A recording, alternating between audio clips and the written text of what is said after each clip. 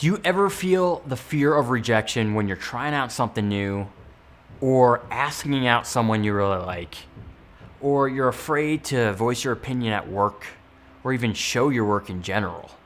I know I've been there too myself. This was one of the biggest things I had to deal with in my life, is dealing with the fear of rejection. I thought it was the worst thing on earth, and I avoided it at all costs. It kept me back from living my life the way I wanted to for many years. And it wasn't until I thought about rejection differently that it really made a difference in my life. Now, I want you guys to think about the last time you were rejected. Just sit in the thoughts you were going through and how you were feeling in that moment. You make up all these stories in your head and even blame yourself for the rejection, and maybe even make it worse than it ever was. Maybe you got rejected from a job interview that you went to.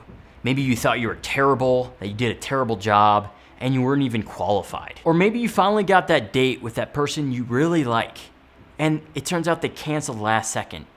Did you immediately think you weren't good enough, attractive, or worth their time? Now, those are worst case scenarios, and a lot of the times, people think the worst case scenario, but in reality, you don't know why you actually got rejected in the first place.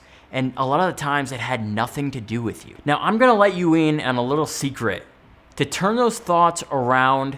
Instead of working against you, to work for you. Instead of thinking you weren't qualified enough for the job, they didn't like you, you weren't good enough, I want you to turn that around to best case scenario. Now let's think instead best case scenario. Maybe they're looking for different skills than yours, or they decided not to fill the position.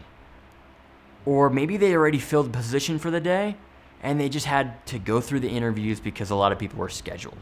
Now, in that way, things sound a lot better, and it takes the rejection of your fault and it puts it on them, and you feel much better in that situation. Now, let's think about the same situation with your date.